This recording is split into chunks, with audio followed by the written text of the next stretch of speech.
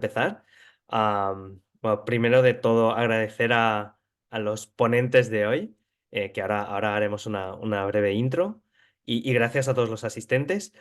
La verdad es que hoy vamos a tratar un tema muy interesante y muy frecuente en las conversaciones, ¿no?, que tenemos habitualmente con abogados y equipos de compliance, que es el tema de la ciberseguridad, ¿no? Y en concreto desde el área legal.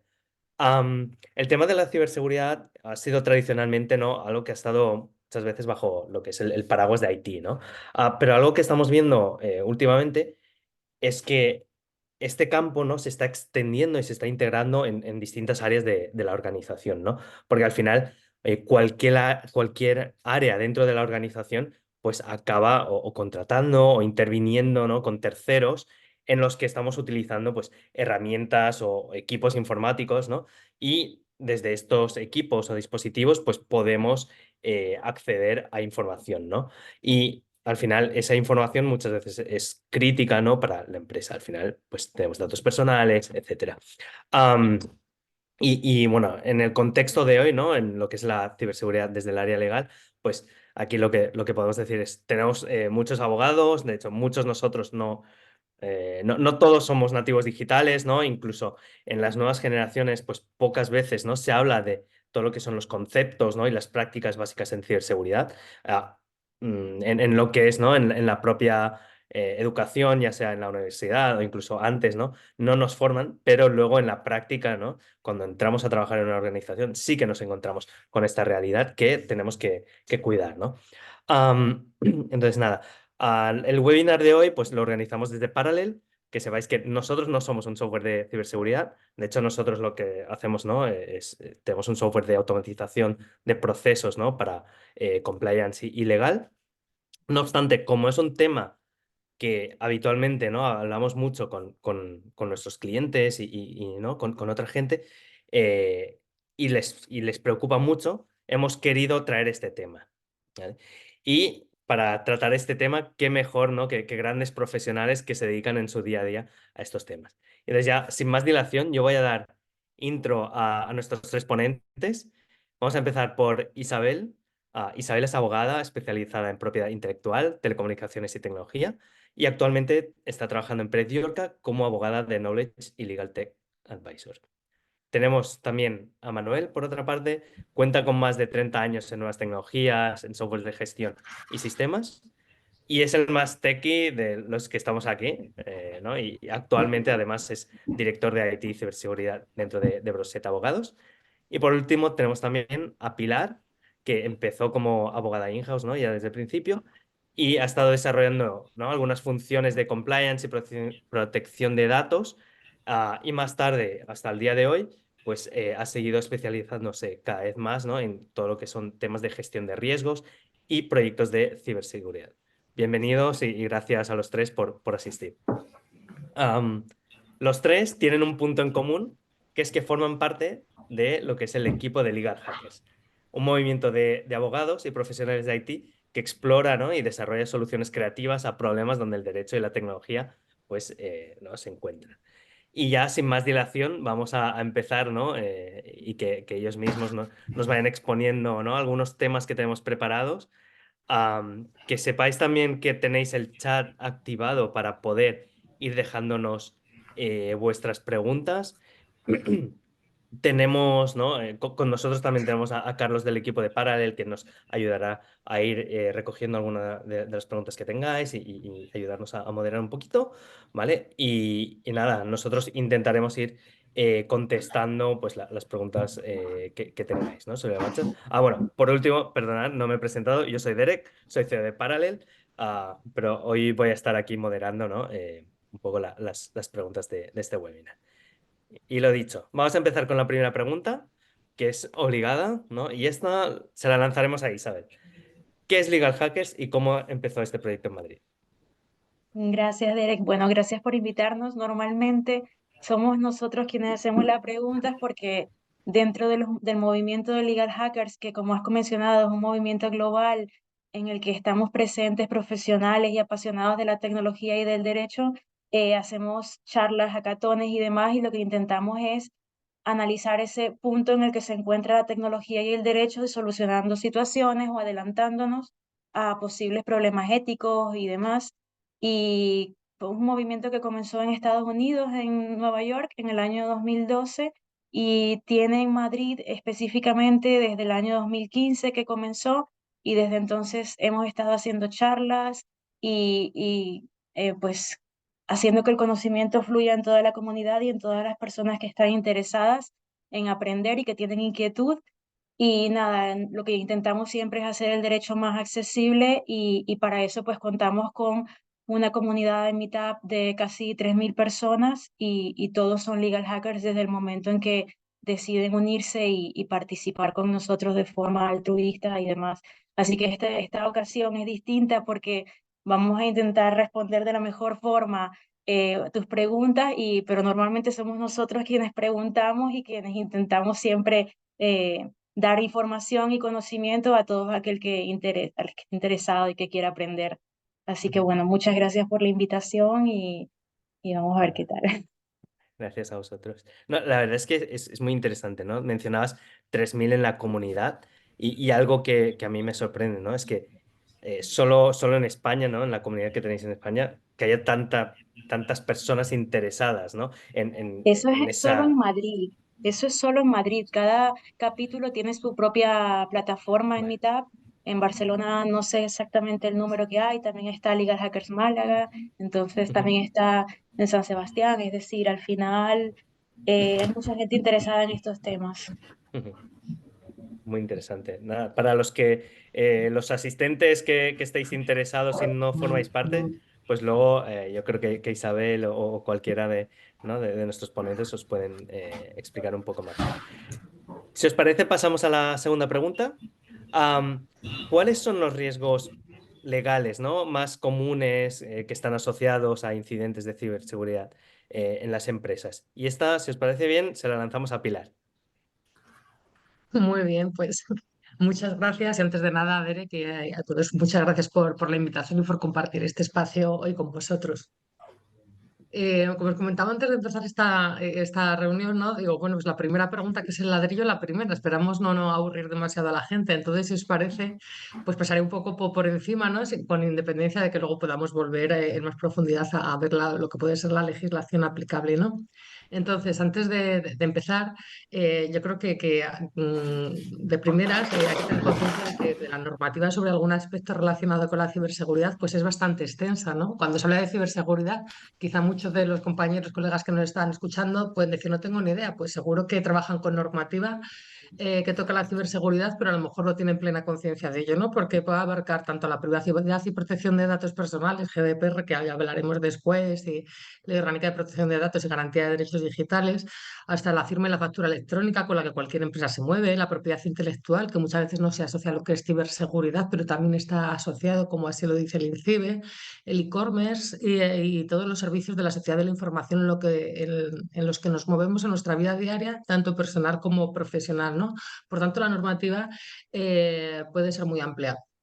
¿Qué pasa como profesionales a la hora de pues, intentar implementarla, hacer compliance en la empresa? ¿No? Pues que el primer escollo quizá puede ser pues, una norma de cumplimiento más o porque hay que cumplirla o demás. Entonces sí que me gustaría hacer, antes de citar la legislación y la normativa a aplicar, pues no sé, una breve, no exposición, pero sí a lo mejor reflexión sobre para qué sirve esta normativa en particular, ¿no? Como nota navegantes de colegas y compañeros que tenemos que vender internamente en los departamentos por qué hacer pues cumplimiento legal, en este caso cibercumplimiento, ¿no?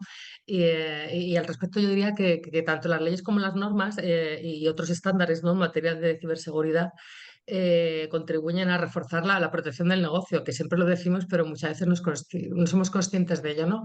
Pero yo creo que en seguridad, en esta materia, es básico y notorio, ¿no? Si hay un ataque, ¿no? de ciberseguridad o dónde se queda el negocio. Por tanto, reforzarlo tanto con leyes como con metodologías, otras herramientas que después comentaremos, pues es esencial, ¿no? Y además ayuda a mejorar la gestión de los recursos y los activos de la información en la empresa, es decir, ayuda a poner en marcha la máquina del dinero, ¿no? Entonces, pues bueno, quizá quizá esto sirva como palanca, ¿no? Aunque no sea directamente la pregunta que me hacéis, y si no me cortáis, ¿no? Pues para vender, para decir que es necesario y para decir que somos colaboradores internos, ¿no? Y que a todos nos incumbe, ¿no? Conocer lo que tenemos que cumplir o cómo nos podemos aprovechar de ciertos requisitos que impone la ley o la normativa para tener una ventaja competitiva, ¿no? Así muy encima, se me ocurren por encima que se puede decir que permite optimizar procesos y actividades, que permite garantizar mayores niveles de servicio, mejorar la seguridad, que permite, por supuesto, mejorar la reputación de la empresa en comparación con otras empresas, ¿no? Hacer la diferencia, que permite conocer, identificar y analizar y prevenir riesgos y vulnerabilidades, protegiendo a la empresa ante ataques, pérdidas, es decir, colaborar con otros tipos de compañeros, con otros compañeros, ¿no? En otros departamentos, sino trabajar en silos por supuesto, evitar sanciones legales, pero no centrarnos simplemente en el que hay que cumplirlo porque hay que cumplirlo para evitar una sanción, ¿no? Eso ya pasó en la historia, el abogado pasa a ser proactivo, también tecnólogo y ser un colaborador. Eh, Dicho lo cual, tampoco me quiero enrollar mucho más y podemos pasar a hablar de la normativa de ciberseguridad teniendo en cuenta, pues, que la rápida evolución tecnológica que ha habido en los últimos años y la globalización han presentado nuevos retos, especialmente con relación a la protección de datos y transacciones comerciales, que es donde se centra la mayor parte de la legislación, ¿no? Y estos avances han requerido un marco legal más sólido y coherente en la Unión Europea, bajo la óptica de generar la confianza que permita a la economía digital, pues, desarrollarse en todo el mercado interior. Si bien esto luego lo podremos discutir, ¿no? Porque siempre, sobre todo con el brazo comercial, se quejan de la sobreregulación y que esto genera, pues, falta de competitividad para vendernos en otros mercados, ¿no? Para ser competitivos de la Unión Europea en general. Y dicho lo cual, ya sigue corta y vamos a pasar a comentar un poco por encima lo que es la legislación que tenemos europea y donde luego manan, ¿no? Las obligaciones que tenemos a nivel nacional. Para empezar, podemos hablar muy sencillamente, haré como las principales normas a nivel europeo y luego a nivel nacional, como comentaba. La primera sería el conocido Reglamento General de Protección de Datos, en el que quizás no cabe ahondar mucho porque todos lo conocemos de sobra y supuso, pues, un profundo cambio estableciendo un enfoque basado en el riesgo para la protección de datos, es decir, no tanto para evitar una multa para pasar una auditoría, sino empezar a ser proactivos y a implementar ciertos requisitos y estándares que se exigen, ¿no? Lo que se llama la responsabilidad proactiva y lo que esto supone, actuar con diligencia para poder prevenir, anticiparnos a posibles riesgos que puedan darse cuando tratamos datos personales. Igualmente, esta normativa, el Reglamento General de Protección de Datos, recoge la obligación de aplicar las medidas técnicas y organizativas necesarias para garantizar un nivel de seguridad adecuado al riesgo cuando se realizan tratamiento de datos personales, que luego hablaremos también de otro tipo de datos hablando de ciberseguridad, ¿no? Aquí nos referimos perdón, a medidas tales como el cifrado de datos, la realización de procesos de verificación, evaluación y también de valoración de la eficacia de las medidas, entre otros. Entonces, ¿qué ocurre? Que para aplicar el Reglamento General de Protección de Datos, y no me extenderé mucho aquí porque llevamos hablando años del Reglamento General de Protección de Datos y no quiero aburrir a nadie, pues no existe una lista con medidas de seguridad concretas para cada tratamiento de datos, de forma que hay que determinar qué medidas de seguridad son necesarias o no a cada organización en cada caso, ¿no? Y para ello se debe realizar un análisis de riesgos de cada tratamiento identificado y hay que determinar primero cuáles son los riesgos, perdón, pues para luego poder tomar medidas técnicas y organizativas apropiadas para garantizar un nivel de seguridad adecuado al riesgo. Además, y así como novedad, para no aburrir a nadie, sí que podemos citar que hace nada, el 11 de enero de este año, ha entrado en vigor la obligatoriedad de implementar las medidas que impuso la Agencia Española de Protección de Datos en su nueva guía de cookies, y que ha sido actualizada para seguir las nuevas directrices, en concreto la 3/2022 del Comité Europeo de Protección de Datos. Por tanto, aquí, bueno, pues cierta actualización, ¿no? La entrada en vigor de lo que digo, de la guía de cookies para aquellos que les pueda aplicar, ¿no? Muy importante, no a todo el mundo le aplicará la misma legislación, las mismas normas, aunque el Reglamento General de Protección de Datos, pues, aplica a todo el mundo, pero luego hay ciertas cosas como esto, como la guía de cookies, que te aplicarán, ¿no? Dependiendo a qué te dediques o lo que tengas. pues bueno, pues si vendes por internet parece que está claro que sí te va a aplicar, ¿no? De todas maneras, como no me quiero extender, Derek, no dudes en Ujú. cortarme en cualquier momento si No, ves que se a hace muy mí largo, me ¿de acuerdo? gustaría, me gustaría, o sea, es súper interesante lo que estás contando. Me gustaría, ¿no? Desde un punto de vista más legal, ¿no? Que es lo que preocupa sobre todo a los asistentes de hoy, es en caso, ¿no? Y relacionado con la pregunta, ¿no? En caso de un incidente de ciberseguridad, ¿cuáles son, digamos, en qué normativas tenemos que fijarnos, ¿no? Donde nos van a impactar? Hay una muy clara que es, oye, nos afecta en protección de datos. O sea, tengo que vigilar ahí que tengo que actuar, ¿no? Los riesgos, sanciones que pueda tener ahí. Esta yo creo que es súper clara. Y luego comentabas, ¿no? Por ejemplo, en transacciones comerciales, ¿ahí en qué nos afectaría? ¿En qué, o sea, cuál es la normativa un poco como de soporte? ¿O todo esto está recogido en el propio GDPR, ¿no? Y normativa de desarrollo? No, las normas, hay muchas normas que Ujú, se tocan unas con otras, ¿no? Por ejemplo, lo que habla de transacciones comerciales, pues está la Directiva de Servicios de Pago, ¿no? La 2015/2366 creo que es, bueno, la PSD2, el reglamento ujú, PSD2, que es con el que se aplica, que entró en vigor en el 2018 y que su objetivo es aumentar la seguridad de los pagos vía web. ujú, Siempre hay que distinguir cuando me hablas de incidentes, cuando hablamos de incidentes hablamos de brecha de seguridad, que creo que vamos a hablar, bueno, no brecha de seguridad, de posible brecha de seguridad, ¿no? Cuando hay un ujú, incidente, que a lo mejor ahí nos podemos centrar con un alcance más limitado. Y cuando hablamos de ciberseguridad en general, yo hablo pues de manera proactiva de cómo evitar, ¿no? Esos incidentes o cómo proteger mi información misma, ¿no? Ya no hablando tanto de lo que me pueda pasar, sino para proteger la información y también para poderla monetizar, ¿no? Que también es ujú, interesante. ¿Qué puedo hacer o qué no puedo hacer en el sentido positivo para sacar dinero y estar alineado, ¿no? Pues con el brazo comercial de mi empresa? Entonces, si te parece, hablamos un poquito más en general de cómo se debe proteger, tanto a nivel de utilizarla como a nivel de protegerte, para ujú, luego, si quieres entrar, que creo que hay otra pregunta por ahí que trata un compañero o una compañera de lo que son ya el incidente de seguridad, ¿no? Cuando ya tengo ujú, el problema, ¿qué tengo que hacer para evitarlo? Si no puedo hacer, pues evitarlo, mitigarlo, para si no trasladar el riesgo, toda esta serie de ujú. cosas, pero como quieras. Vale, no, si te parece bien, lo dejamos aquí. Yo por resumir un poquito lo que has contestado, o sea, un poco, creo que la idea es, tenemos alguna normativa general que nos impacta a todos los negocios, ¿no? Que es, por ejemplo, en el caso del GDPR, y algunas, por ejemplo, una directiva de servicios de pago y tal, que puede ser algo que afecta más sectorialmente o el tipo de negocio, ¿no? En las que yo, en función de mi negocio, tengo que tener en cuenta, pues, aparte, ¿no? Esas particularidades desde un punto de vista más de cumplimiento. Perfecto, sí. Y por complementar eso, ya terminar, Ujú, algunas de las otras importantes, más que la de servicio de pagos, por ejemplo, es el reglamento de e-privacy cuando se apruebe, que tendrá un periodo de implementación de 2 años, tranquilidad, pero ujú, está ahí y llevamos hablando años del reglamento de e-privacy, ¿no? Este, por ejemplo, ujú, afectará a los prestadores de servicios de comunicaciones electrónicas, ¿no?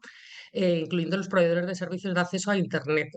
ujú. Entonces, ese también afectará por ahí, ¿no? Luego, más allá de la PSD2 que comentábamos antes, también está el reglamento EIDAS, que estamos todos hartos de hablar de él, ¿no? Y el nuevo Ujú, reglamento EIDAS 2, ¿no? Que se espera que el proyecto sea presentado para su adopción formal en marzo del 2024, o sea que ya está aquí. Está ujú, aquí, aunque de nuevo tendremos 24 meses, ¿no? Pues para adaptarnos y emitir una cartera digital, ¿no? Este EIDAS 2, ¿no? Integra conceptos fundamentales del reglamento anterior y se mete ya de fondo con la firma electrónica, ¿no? Que hablamos de las transacciones comerciales. El certificado cualificado de autenticación de sitio web, el sello electrónico, los servicios de entrega electrónica, en fin, elementos que garantizarán la ujú. autenticidad, la integridad, la seguridad de las transacciones digitales de las que luego después os hablará Manu con mucho mejor criterio que yo, ¿no? Al tener un rol más técnico, ¿no? Y sin olvidar que paralelamente la Unión Europea está regulando cosas muy importantes como el reglamento de datos, que también se lleva hablando de él mucho tiempo, que debería haber salido hace mucho tiempo con el GDPR, pero no salió y que se espera que sea, bueno, sea aplicable a partir de septiembre del 2025. ¿Qué es este reglamento de datos? Para hablarlo muy a alto nivel, pues introduce conceptos clave para regular el acceso y el uso de datos generados de productos y servicios digitales. ¿De acuerdo? Y no habla de datos personales, habla de datos en general, ¿no? Habla de a lo que puedo acceder ya, no como un poco en negativo como el GDPR, ¿no? Y establece normas precisamente para eso, para garantizar el acceso y el uso libre de datos generados por productos y servicios digitales, ¿no?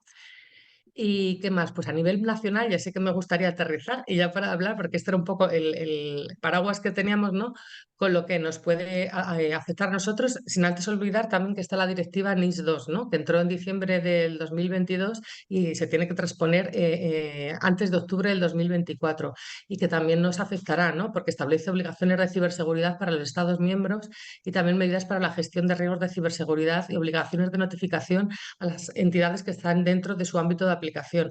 ¿Cuáles van a ser estas entidades? Entidades se entiende, no dijeron, se estableció que se consideran que eran servicios esenciales importantes. Y estos servicios esenciales importantes serán interpretados, ya se tiene una idea muy clara, pero tienen que ser confirmados e interpretados por cada país en la transposición y tienen todo el 2025 para hacerlo, ¿no? Esto por mencionar algunas. Y ya a nivel nacional, para acordar, está la Ley Orgánica de Protección de Datos, que se correspondería con el Reglamento de Protección de Datos que hemos hablado, ¿de acuerdo? Luego hay un Real Decreto Ley, el 19 de 2018, de servicios de pago y otras medidas urgentes en materia financiera, que se corresponde con lo que hemos hablado de servicios de pago, por no enrollarme más, luego podemos volver a ello. Los compañeros y los colegas que están oyéndonos hablar echarán en falta que no hemos hablado para nada de la LISI, ¿no? La Ley de Servicios de Sociedad de la Información y el Comercio Electrónico, ¿no? Que se corresponde también con lo que hemos comentado antes y regula el régimen jurídico de los servicios de la sociedad de la información y la contratación por la vía electrónica, el comercio electrónico que comentábamos antes, ¿verdad? Y luego también me gustaría brevemente reseñar la Ley de Propiedad Intelectual, que sería como el tercer bloque y muchas veces no se asocia con la ciberseguridad, pero tiene mucho que ver, ¿no? ¿Qué es lo que se puede utilizar, cómo no se puede utilizar, qué es lo que tengo que proteger y demás, ¿no? Ujú. En una empresa. Y bueno, aunque hay muchísimas más, podemos entrar luego a hablar, porque como digo, el ámbito es grande y toca todo, puede Mm. tocar hasta la factura electrónica, ¿no? Sí. Sí, si te parece, lo dejamos aquí. Yo creo que Sí. nos has dado ¿no? un súper repaso, ¿no? de todo lo que es la normativa o gran parte, ¿no? de la que puede aplicar. Si alguien tiene alguna duda en concreto o luego también quiere saber más, aquí tenéis el chat abierto con los panelistas y si no, luego podéis contactar con ellos también. Si os parece bien, vamos a pasar a algún aspecto un poco más práctico, ¿no? Aprovechando que tenemos a Manuel, ¿no? Y que Manuel pues está, digamos, en las trincheras, ¿no? de lo que es la parte más de ciberseguridad. ¿Cómo debería ser, Manuel, el protocolo de respuesta, ¿no? ante un incidente de seguridad? Como por ejemplo, pues, una violación de datos personales, ¿no? Hay una brecha y nos extraen datos personales de la compañía. Vale, el protocolo en principio no debe circunscribirse a partir de que haya el incidente, sino tiene que estar trabajando antes. Ahí tendremos que tener una preparación previa.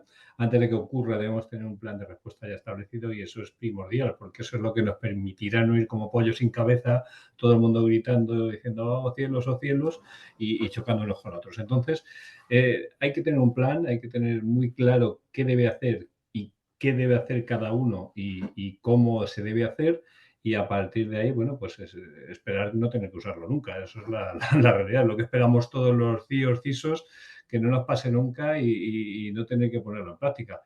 No obstante, sí que hay que tener mi recomendación es tener un comité de seguridad, que esto de que revise ese plan periódicamente, que se vayan incluyendo herramientas, quitando unas, poniendo otras y actividades que sean necesarias para que luego, incluso yo recomiendo hacer trainings, o sea, igual que tú haces un simulacro de incendios y todo el mundo baja las escaleras y no se coge el ascensor y te pones el chalequito y sales a la calle al punto de encuentro, sí que sería interesante tener hacer entrenamientos de qué pasaría si hay un ciberincidente.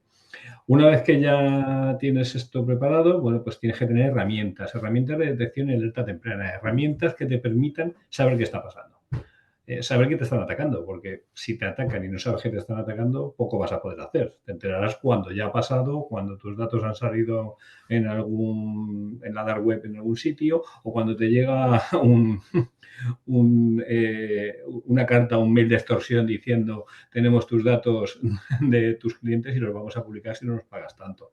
Entonces, hay que tener herramientas que no solo eviten esto, sino que en caso de que pase, nos informen de manera inmediata qué está pasando. Ahí también mi recomendación, dependiendo de la empresa, aunque esto es un servicio que está democratizado mucho últimamente, porque hay empresas que lo hacen paquetizado junto con software, tener un SOC que te ayude a que en caso de que pase algo te informen y ellos tengan servicio 24/7, 365 para que en caso de que tengas una brecha, a ver, todos sabemos que los malos no lo van a hacer un martes a las 12 de la mañana. Evidentemente intentarán hacerlo en horarios, primero porque están en otros países y en otros usos horarios, y segundo porque directamente intentarán acceder en un momento donde haya baja vigilancia o no haya gente en horario laboral para detectar esto de manera en tiempo real, por decirlo de alguna manera.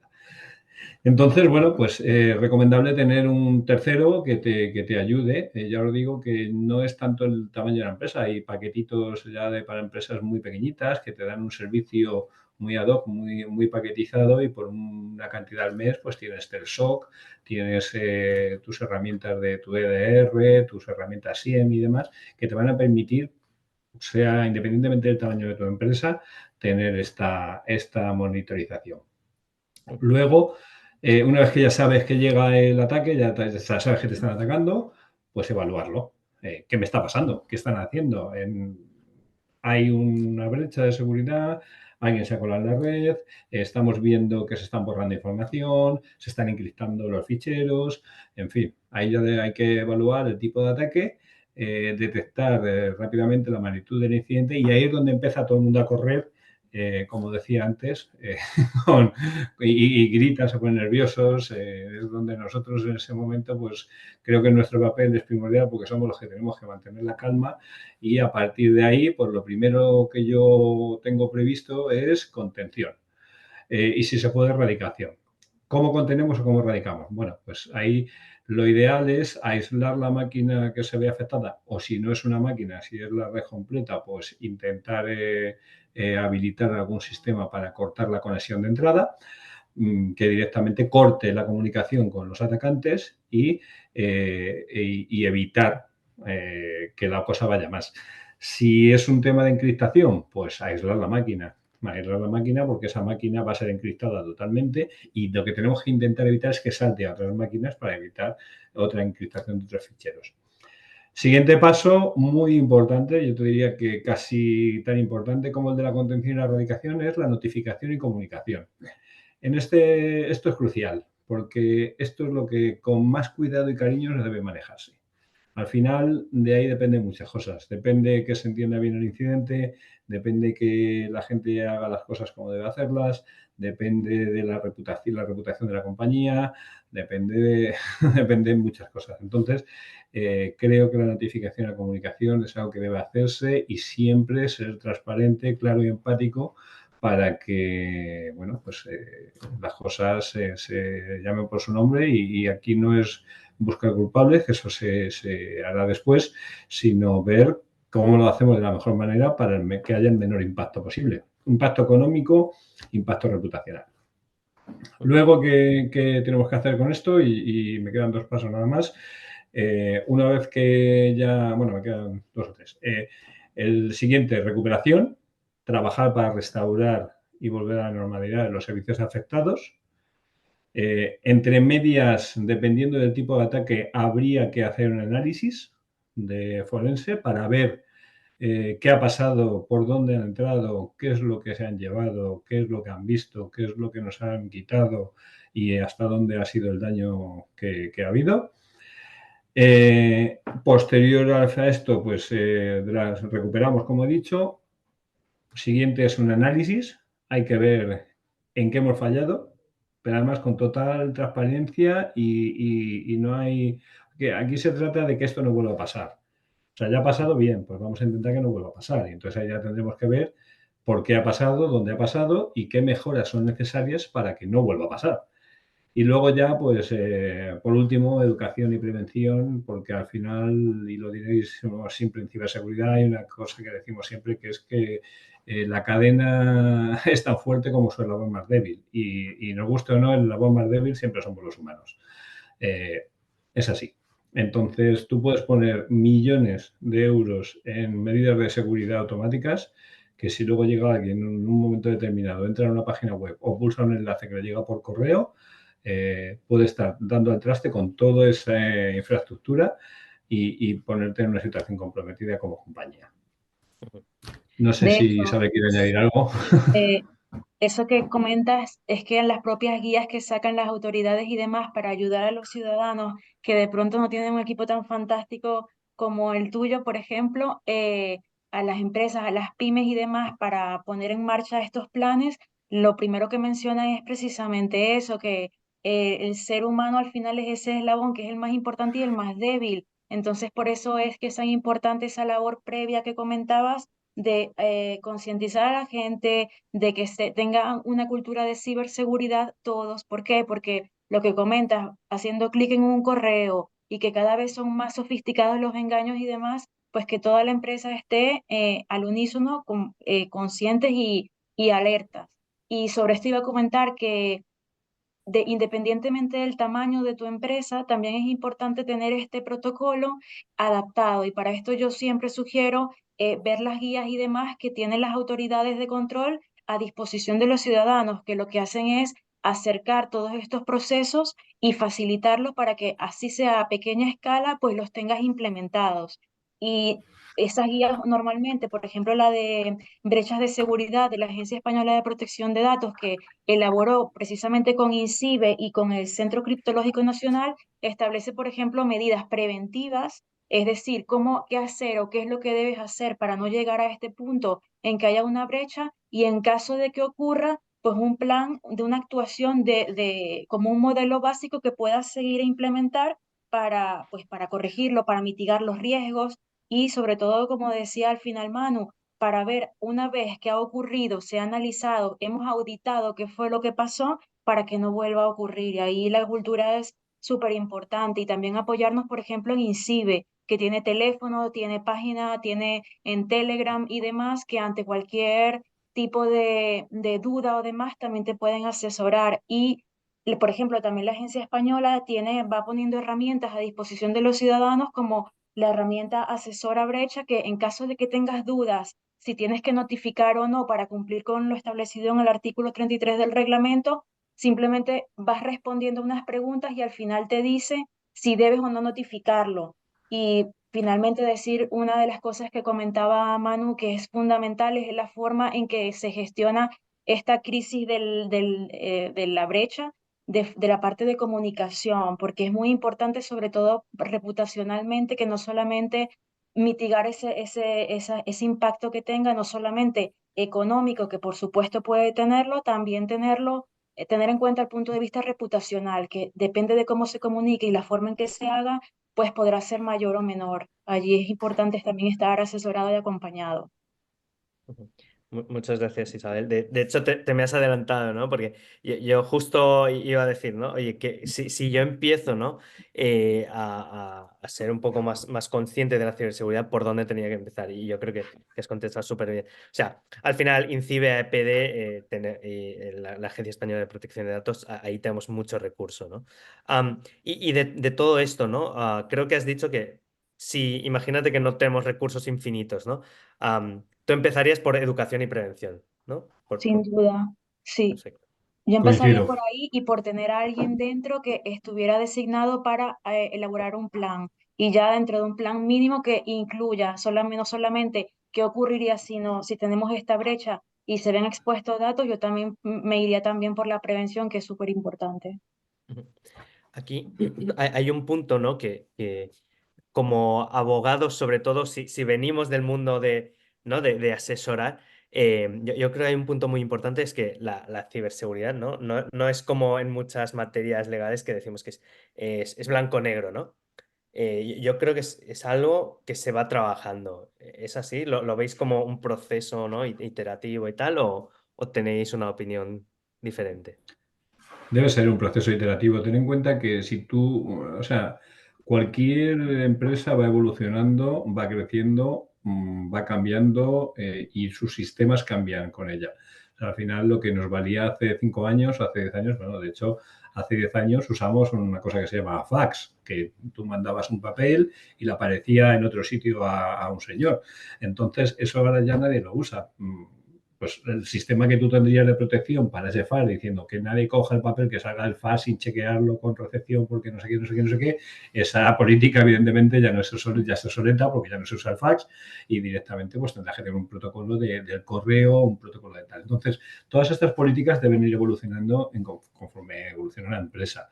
Yo entiendo que no todas las empresas pueden tener un comité de seguridad, pero bueno, sí llevo razón Isabel en que tiene que haber una persona interna que no tiene por qué ser informático, puede ser un responsable de administración, puede ser un directivo, puede ser alguien que sea el que coordine y tenga preocupación por ese riesgo, porque al final, igual que tú tienes un director financiero o una persona encargada de contabilidad que se encarga de que cumplas a nivel contable y financiero con la administración y con tus clientes y hagas sus facturas y tal, tienes que tener a alguien que se responsabilice de este riesgo que ya es igual de real o tangible como cualquier otro, como si te roban o como cualquier otro riesgo.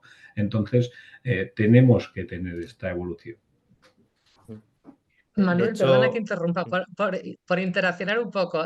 ¿Tú eres partidario de que exista solo un responsable ante una brecha de seguridad? Es decir, ¿a quién acudimos? Al responsable. El responsable de la empresa sería a lo mejor el CEO, al DPO. El DPO se lo trata de datos personales y muchas veces es un burócrata que necesita del CIO o del CISO. ¿Sería corresponsabilidad? ¿Cómo sería ese equipo? ¿Cómo lo ves tú? Yo te digo lo que estoy acostumbrado. Lo ideal es tener un comité de seguridad y en el comité de seguridad, precisamente en ese momento, ahí tiene que ser un comité transversal. No puede ser ni solo el informático, ni solo el director financiero, ni solo el de comunicación. O sea, tiene que haber un equipo, digamos, transversal. Y te digo, por ejemplo, en el nuestro, pues hay un responsable de sistemas, estoy yo como CISO o CIO. Está la directora junta que tenemos, que es la junta de dirección, que es la persona, digamos, con más poder. Está el DPO y está el director de compliance. O sea, estamos todos los que podemos tener algo que decir en caso de un problema. A partir de ahí, bueno, pues sí que es cierto que el peso técnico lo llevará mi equipo, o en este caso el director responsable de sistemas y yo mismo, pero tenemos que tener contacto informado siempre, en todo momento, al comité de seguridad desde el minuto 1. Si no, algo no va a salir bien. De hecho, es que en un ciberataque algo ya no ha salido bien. Entonces, no podemos... Yo creo que tiene que ser algo más compartido y más transversal. No podemos cargarle el muerto a uno solo y decir, si yo soy, y este es el que se va a la calle en caso de que haya algún problema. O sea, creo que no debe ser así. Muy bien, o sea que el comité de seguridad decide de forma colegiada, ¿no? Luego no nos plegamos como, lo digo por los abogados que pueden estar escuchando, ¿no? Pues tú dices lo que hay que hacer y luego te dicen, pues vamos a hacer lo que nos dé la gana y tú tienes la responsabilidad de un DPO y dices, pues, ¿y qué pinto yo aquí? O mi puesto, o mi responsabilidad, mi independencia como DPO, ¿no? O sea, responsabilidad colegiada dentro de un comité. Pues fenomenal. Disculpa, Derek, que he interrumpido no, así porque me ha dado la está gana. genial. Está genial Creo que es muy porque yo creo que es enriquecedor. muy interesante. Sí, sí, sí. Así es. Nada, oye, por también traer algún, ¿no? Algún comentario adicional y ver, ¿no? Si tenéis alguna anécdota respecto de, ya sea algún incidente o algo relacionado con cuestiones de ciberseguridad, ¿no? No sé aquí si Manu o Pilar o Isabel, ¿no? Tenéis alguna anécdota que compartir. Bueno, yo te Sin puedes dar imaginar que nombres. tengo... te puedes imaginar que tengo unas cuantas y te puedo decir que han sido clientes que han venido porque ya tenían un problema y te puedo contar una muy graciosa. Imagínate un señor, una empresa cárnica que le hackean el correo. Entonces, el correo que enviaba, bueno, ellos vendían vacas y la otra empresa las compraba. Entonces, habían vendido, no sé si eran 20 vacas o 30 vacas. Una vaca no es barata, ¿eh? Una vaca vale, creo recordar que en aquel momento estaba entre 1.000 y 2.000 euros. O sea que no es una cosa, no es una cosa baladí. 20 vacas es bastante dinero. Entonces, esta empresa pues mandó la factura, vamos, hizo el pedido, mandaron las vacas bueno, pues esperaba que le llegara el pago no le llegaba y ya se puso en contacto con el receptor de las vacas y dijo, oye, págame la factura, el otro dijo, no, si yo te la he pagado y le mandó el comprobante. Lo que pasó a partir de ahí fue que comprobaron que la cuenta no era la misma, evidentemente, ya empezaron a indagar más, vieron que la factura era exactamente igual, salvo la cuenta bancaria. El correo había sido interceptado, cambiado el PDF, un PDF con la cuenta bancaria diferente, y se había pagado esa factura a la cuenta bancaria. Claro, el otro decía, pues págamela porque no me la has pagado. Y ahí ya entraron en un contencioso, más allá de la denuncia que por supuesto hubo que demostrar quién era el que tenía la brecha, porque evidentemente uno había recibido una factura modificada y el otro le habían interceptado el correo. Entonces ahí entraron ya en polémica y hubo un expediente sobre este tema que fue curioso, y hubo que determinar quién había tenido la brecha, por qué había pasado, y ya entraron peritos y este fue un caso gracioso. Al final no sé cómo acabaría, imagino que no le pagaría a las vacas otra vez.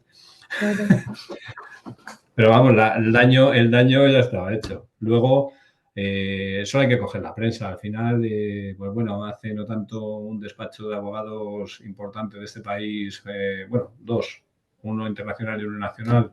Uno fue hackeado, salió en prensa, otro internacional una semana después. Es que eso está a la orden del día. Hospitales, o sea, raro es la semana que no hay un ataque y cuentan un poco. De hecho, ayer o antes de ayer fue hackeado Microsoft. A ver, lo que pasa es que hackeado es muy fuerte y todo el mundo se imagina que le han robado toda la información. No. Lo que se ha investigado que pasa con Microsoft es que un grupo, se llaman APTs, de origen ruso, atacó a directivos o a correos de directivos de Microsoft y había conseguido ciertas claves de directivos y cierta información de los directivos. Entonces, bueno, pues eso fue lo que había pasado. Teóricamente están valorando el alcance todavía. Hace no tanto una compañía aérea que le habían robado todos los datos de pago de los clientes.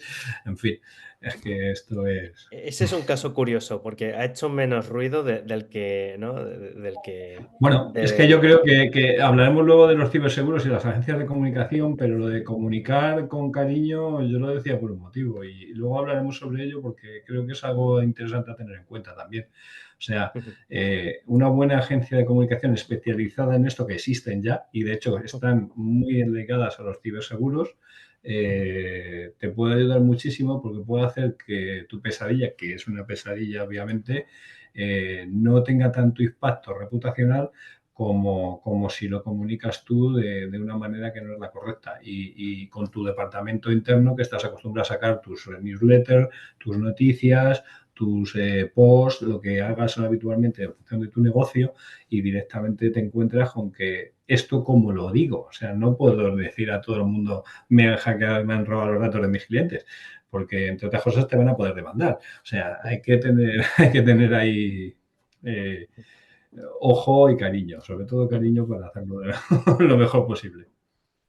Yo tengo una anécdota muy parecida a la que comentabas de las cárnicas, y lo comparto porque puede ocurrir con cualquiera de los que estamos aquí, ¿no?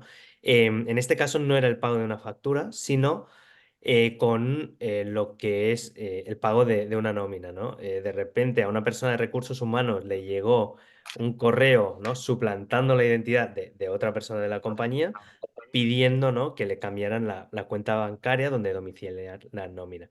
Por suerte, esa persona de recursos humanos está muy atareada, no lo pudo hacer, y luego, o sea, se enteraron porque, ¿no? Luego, ¿no? En la cantina, pues le dijeron, oye, que tengo pendiente lo tuyo, ¿no? Lo de cambiarte tal. Y la persona dijo, ostras, yo no te he pedido nada. Y entonces fueron a mirar el correo en concreto y vieron que el correo no venía de... Era un dominio muy parecido, pero no era del exacto, ¿no? De la compañía. Entonces, también es algo que, bueno, yo al menos lo he visto y podría haber sido, ¿no? Aquí, bueno, en este caso no afecta tanto al dato personal, pero sí es un tema económico, ¿no? Como el de la No, factura. pero bueno, es un tema financiero. Al final, eso es parte de lo que decíamos como primero y segundo paso. O sea, al final tú tienes que tener un protocolo donde pongas unos mecanismos, en este caso del Departamento de Talento de Recursos Humanos, donde cada vez que llegue un correo de ese tipo, verificar telefónicamente con la persona, ya emitiendo la llamada por parte del propio departamento, para saber si realmente eso es legítimo. Quien te dice eso te dice el pago de una factura, te dice el pago de todo. O sea, al final esos mecanismos se van poniendo. El tema es que hoy en día también con temas de inteligencia artificial es muy fácil, simular una voz. De hecho, sale casi perfecta, lo vemos a menudo. Incluso un vídeo, en lo cual puedes hacer simulaciones de voz y de vídeo, y ahí entramos en otro tema que ya no es tanto la brecha de datos, sino ya tenemos el tema social, o sea, el problema de lo que es un hackeo de las personas. Ya no estamos hackeando máquinas, sino que hackeamos personas. Claro, Muchas gracias. pero sí, ¿por qué crees que se puede dar esto? Porque mira, el caso que decía Derek del empleado, que es muy interesante, pues en casi todas las empresas, aun en las pequeñas, pues parece que tienes un pequeño site de empleado donde con tus claves, ¿no? Pues puedes cambiar el número de cuenta o tus datos de contacto, lo que sea, y esa sería la seguridad. Por mucho que te falsifiquen la voz, va por esa vía, ¿no? Pero en cosas como la que apuntas tú, Manu, que es como el fraude del CEO, ¿no? Ya son, hay como criterios de autoridad, que llama de pronto el CEO, le salta todos los procedimientos y te dice, ¿no? Que hay que hacer una transferencia no sé dónde, ¿no? Entonces esto a lo mejor nos lleva a pensar que es que a lo mejor también los CEOs y cualquiera, tiene que conocer procedimientos y adaptarse a procedimientos dentro de los Por departamentos supuesto. de seguridad y aquí no hay excepciones por muy jefe que sea el que te llame, ¿no? O qué traducción podemos hacer de eso.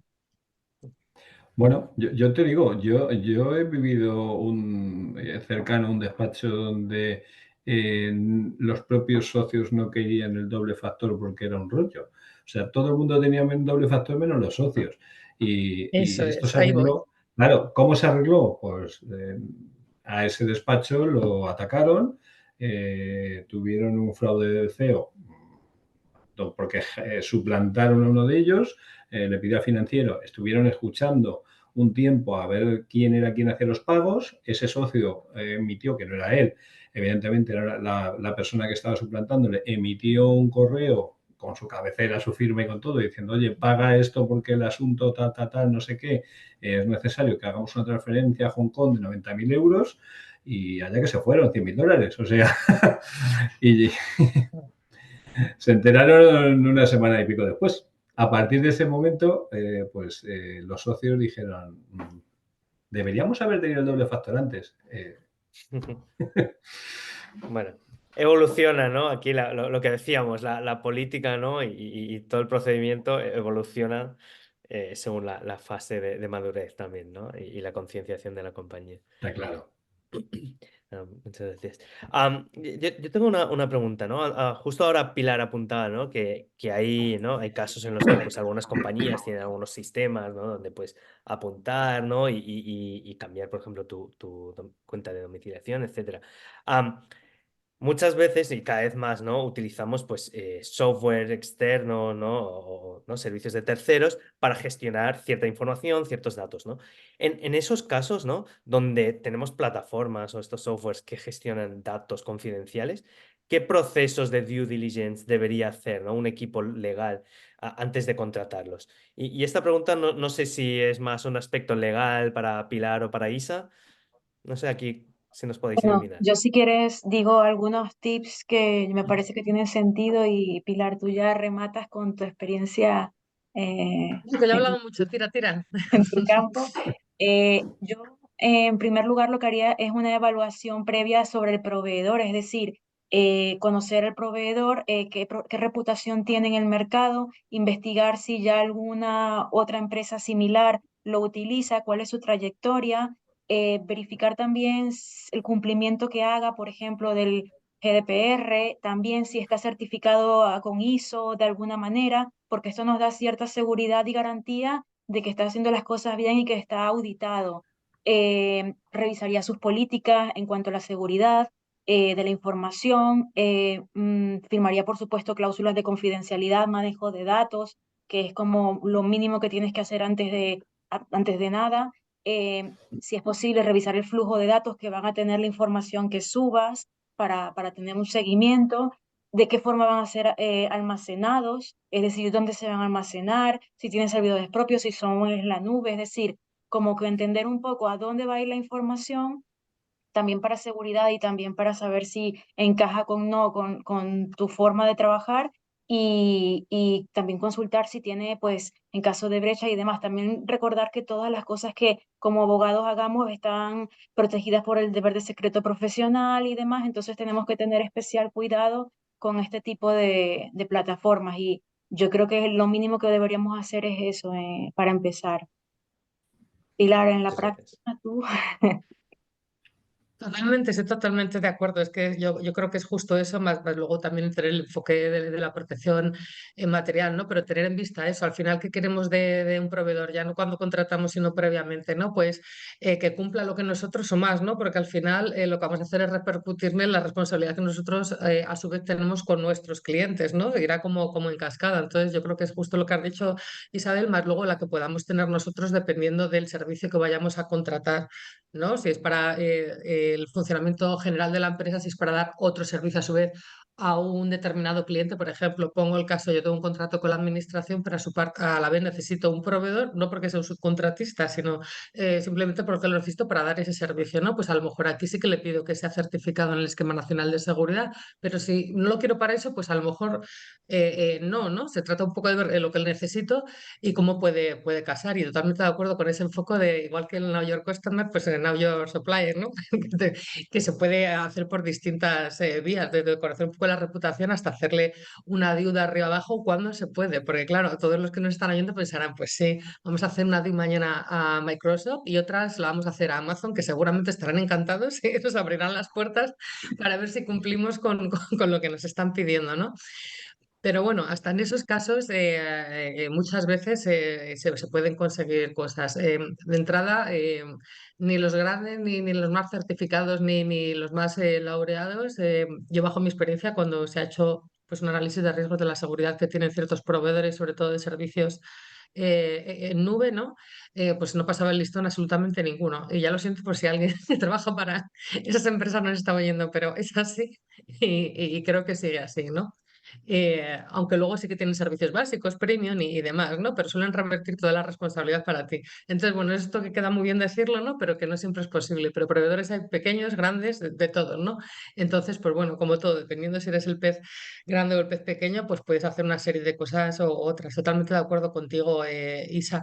Y luego también Miria, que ahí seguro que puede aportar también mucho mejor que yo, Manuel, pues ver la protección material. Es decir, puedes tener una reputación muy buena, estar todo sobre el papel muy bien, pero ¿qué procedimientos internos tienen implementados, ¿no?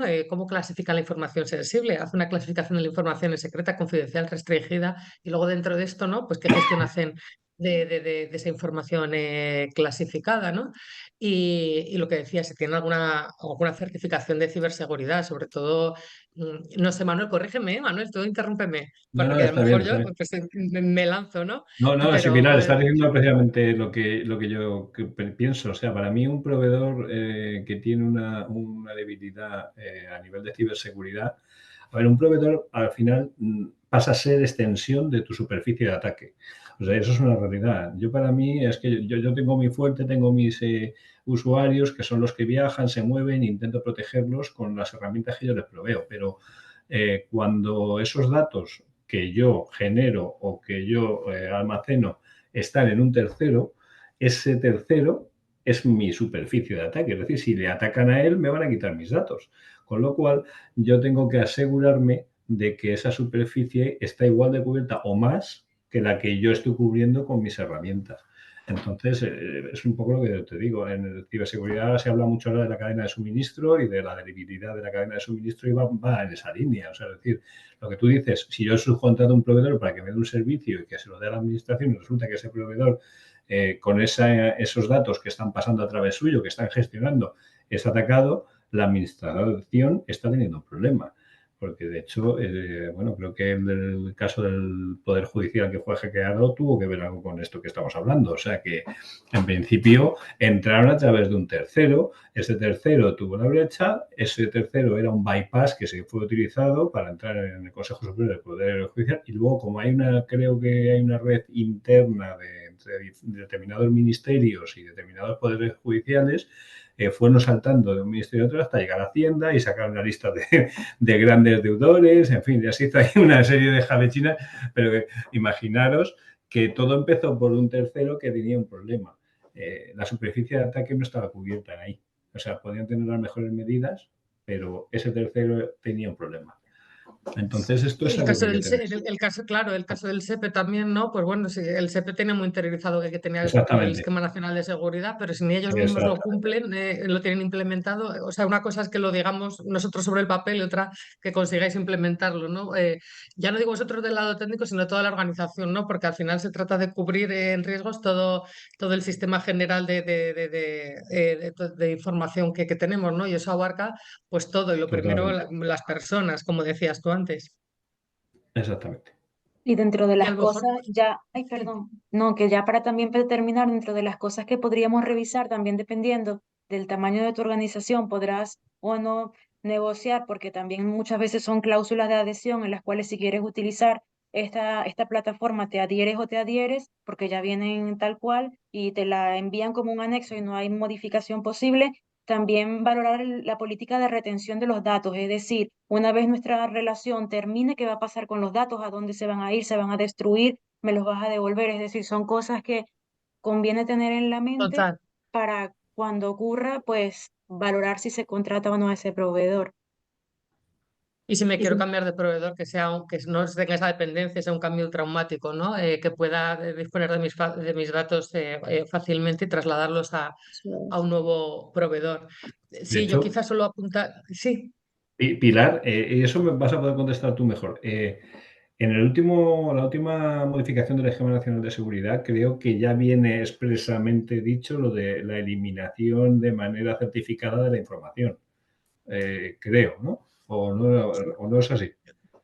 sí, sí, pero que siempre es a petición de que te lo pidan, a requerimiento tuyo que le des el certificado, ¿no? Si no es eso, siempre lo tendrías que eliminar. Pero bueno, que una cosa es lo que pone el papel y otra cosa es lo que Ya, hacemos en la realidad, ¿no? De hecho, en los pliegos de la administración te dice, bueno, ser certificado en Esquema Nacional de Seguridad. Y luego dice, bueno, al menos cumplir los requisitos, ¿no?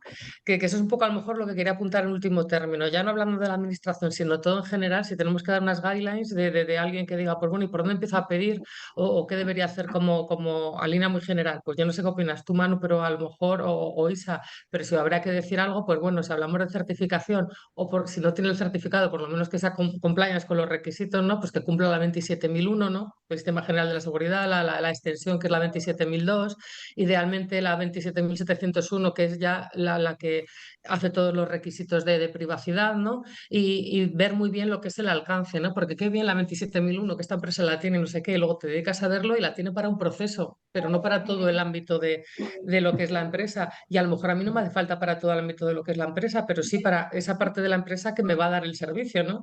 Que muchas veces, sobre todo cuando me viene abogado, mira, ya tengo el papel, ya, pero ¿este papel de qué habla? O sea, ¿quién tiene, quién ha ganado, ¿no? Esta medalla? ¿Toda la organización o la ha ganado Pepito que está en tal proceso que a mí ni me va ni me viene, ¿no? Yo creo que la 27001 casa desde siempre muy bien pues con toda la legislación GDPR que hablábamos antes y a más, pues bueno, se ha ido depurando con la 27701 y lo que digo, la 27702, tú la conocerás mucho mejor que yo, Manu, pues es la que ya aterriza pues los requisitos estos de la 27001, ¿no? Entonces, pues bueno, teniendo una checklist en este sentido, pues puede ser de nuevo, colaborando entre departamentos puede ser pues algo muy práctico para el caso que nos den la oportunidad de poder de alguna manera conocerles antes de empezar a colaborar con ellos, ¿no? Y si no nos dan la oportunidad, pues bueno, yo sí que tengo, no sé si experiencias de frustración o a veces un poco hemos ganado batallas pírricas, eh, al final hasta con los más grandes sí que se les puede sacar algo, sí que se les puede decir no, no te puedes llevar los datos fuera o si te los vas a llevar fuera o si vas a cambiar el servicio dentro de 6 meses te doy un listado y de este listado de países no te puedes ir. De alguna manera sí que se puede un poco acotar el alcance de los riesgos siempre, ¿no? Porque una cosa es por dónde va el mercado y otra cosa es, pues bueno, lo que podemos entender las empresas y de hecho, pues ha hecho que muchas empresas como las grandes ya se traigan los servidores a Europa sin querer abrir el melón de que tenemos que ser los mejores y los más exquisitos del universo, que muchas veces pues, nos cierra puertas a la competitividad porque, como apuntaba al principio, pues es un mundo global y bueno, hay que estar balanceando siempre, ¿no? Pues muchas gracias a los tres. La verdad es que a mí se me ha hecho muy ameno y se me ha pasado volando, pero llevamos ya una hora en el webinar. Si os parece bien, lo vamos a dejar aquí, aunque teníamos muchas más preguntas preparadas para los tres. Y nada, lo único antes de irnos, ¿no? Para terminar, a toda la gente que ha venido hoy, ¿no? Y os ha conocido por primera vez, ¿cómo pueden seguir lo que estáis haciendo desde Legal Hackers o cómo pueden contactar con vosotros? Pues tenemos el único canal de comunicación, es un canal en Meetup, y allí si colocas en Google Legal Hackers Madrid, la primera página que te va a aparecer es la del Meetup. Simplemente te unes y cada vez que tengamos un evento te llega un correo y ya puedes participar. Tenemos eventos presenciales normalmente, aunque algunos los hacemos online para personas que no están en Madrid. Así que esperamos verlos por allí. Bien, genial, pues nada, muchas gracias a los tres. Gracias, La verdad es Derek. que ha sido súper, súper interesante. Y muchas gracias a A todos los vosotros. asistentes que no se han desconectado casi hasta el final. O sea, ya no ha caído el número casi hasta el final. Así que nada, muchas gracias a todos y pasar una buena tarde. Gracias, Derek. Adiós. Gracias a Igualmente, todos. muchas gracias. Gracias a Gracias. todos. Hasta luego. Hasta luego.